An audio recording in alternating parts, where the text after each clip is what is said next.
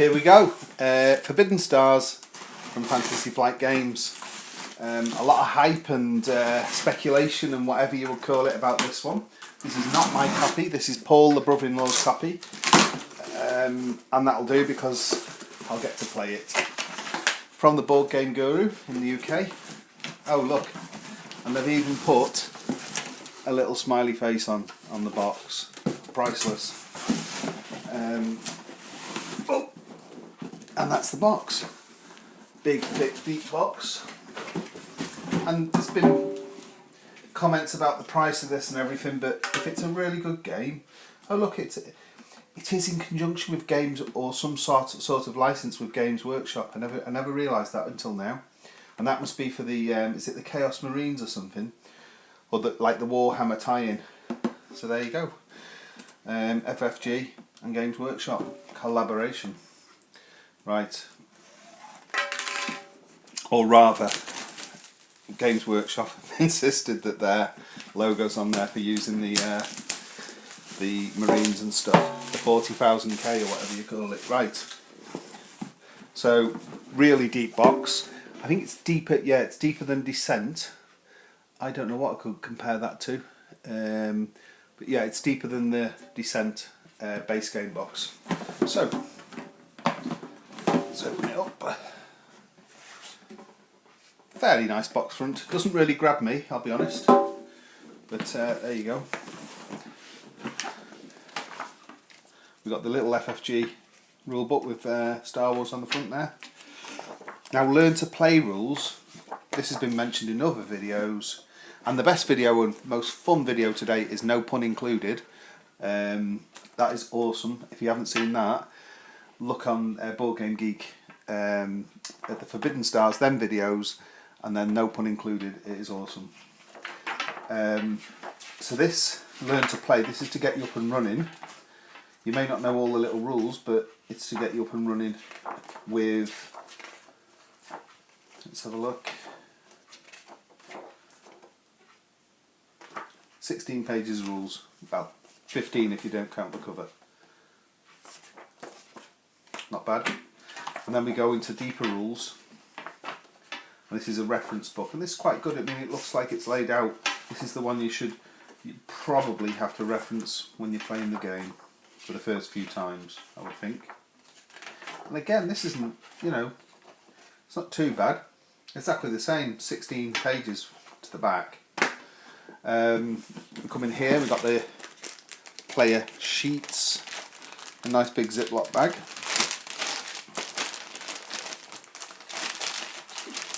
We'll get into these in a second. Right. Thin cardstock, not cardboard, more like thick paper really. But absolutely fine. I've had other games like this, and they last really well. And the good thing about this sort of thing for the actual player sheets is you get no warping and spinning round, because it's just nice cardboard really. So yeah, so here's the Space Marines. Awesome artwork, I'll give you that. Brilliant. And we've got the Orcs. They look fantastic, don't they? Look at the weapon there.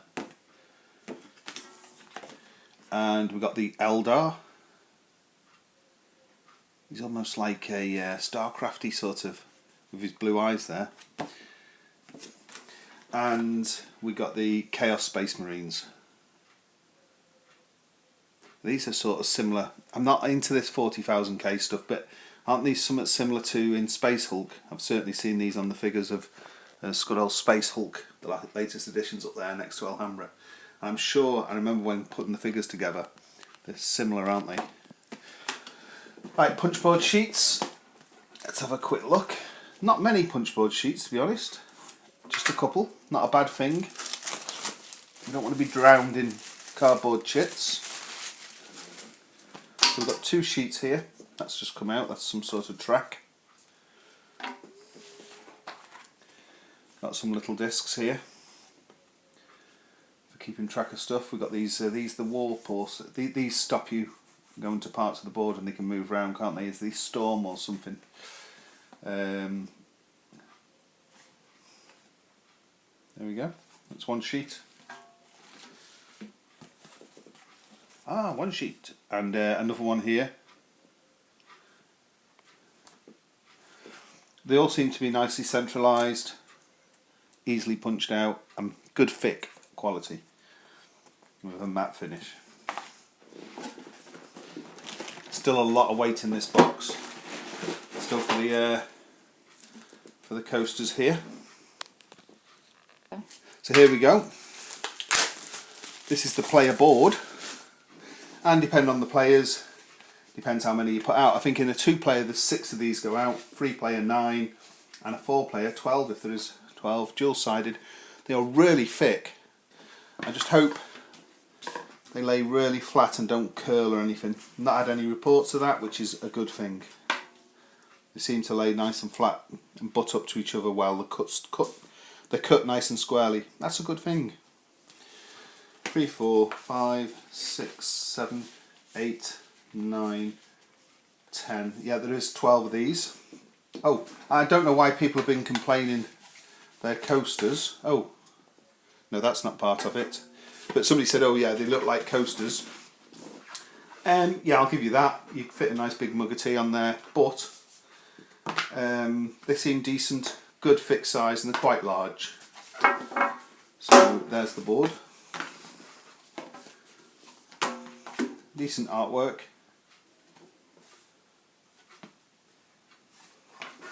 Plenty of different configurations there. And now we get to the miniatures. Let's have a look. And decks of cards. Let's have a look just in the size, check there's nothing. No, just nice box insert. So I'm sure there's room for Plano boxes or similar going in there, or if we're in the UK, the Home Bargains plastic boxes. So we've got this flight stands, and I think these are the same. Yeah, these are the same as FFG's Merchants of Venus. I'm pretty sure they're identical. Anyway, got a load of them for the stuff. Dice. Let's have a look. Now, I love these dice. Straight away, I heard, no pun included, or intended, sorry, they on about the dice, and these are awesome dice.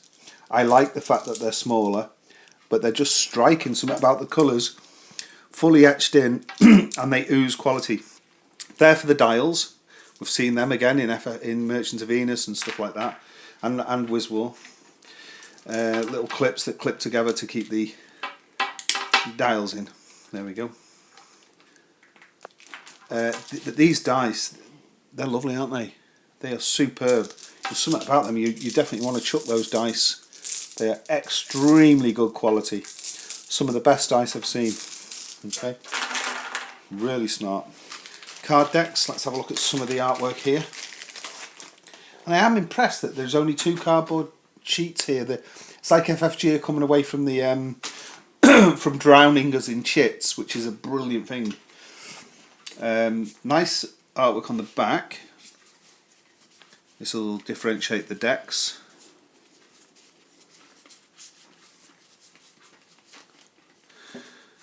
And somebody also mentioned that they've not got a linen finish, and they haven't. They've got a smooth finish. I quite like that. I think the linen finish gives it a more hard wearing card, but I think with the glossy card finish like this is, the artwork pops out more.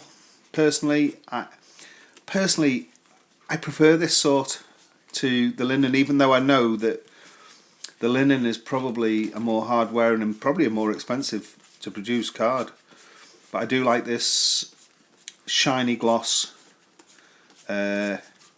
cards. It just, maybe the design decision was to give the artwork such vibrant colours and stuff, which I kind of get lost a little bit with the linen finish, in my opinion anyway. See, really nice, awesome quality. I think anyway. They're a decent card. I wouldn't see any need to sleeve those. I mean, you could do, because there's only 2 decks. It's not going to be a massive expense to sleeve both sets. And I suppose with like it's almost like a bit of a deck builder in with your cards. There'll be quite a bit of handling. You could, of course, sleeve them. It's just once piles get large, they start slipping about, don't they? With the sleeves on. But you know, I'm sure with these just 2 decks, sleeving won't be a problem for this base game. You may run into problems once the inevitable tons and tons of expansions appear. Right, lovely artwork, really nice. Factions or whatever you want to call them. Let's have a look. Decent. Now, this is the red faction here, whatever they're called, I do not know. But there's a bit of a, they're quite robust. Them, you're going to drop them, and they're not going to break. There's a bendiness in them. They're not too brittle, and as you know, I like that. The decent quality. These will go on the flight stands. Let's have a look. Pops in there, and you've got something pretty cool there now, haven't you? Lots of detail.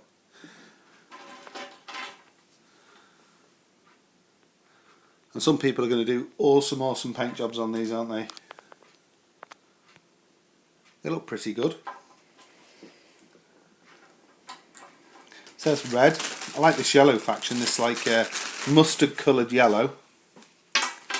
And I do like this ship actually. In fact, yellow's probably the colour I would like to play with. I know Paul would go for red anyway. What would you go for, Donna? The blue? Yeah. Donna would go for the blue. Don't like the green. It's quite a cool ship, isn't it?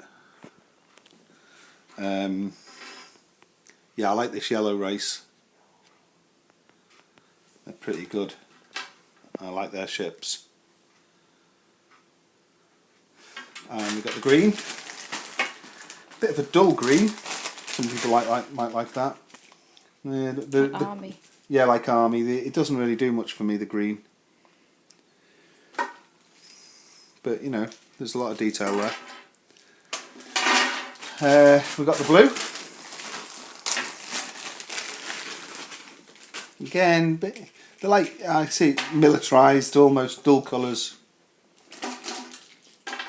Personally, I mean, people have likened some of this to StarCraft, and having recently got StarCraft, I much prefer by an absolute mile, the miniatures in StarCraft. That's just personal opinion, and the vibrancy of the colours there.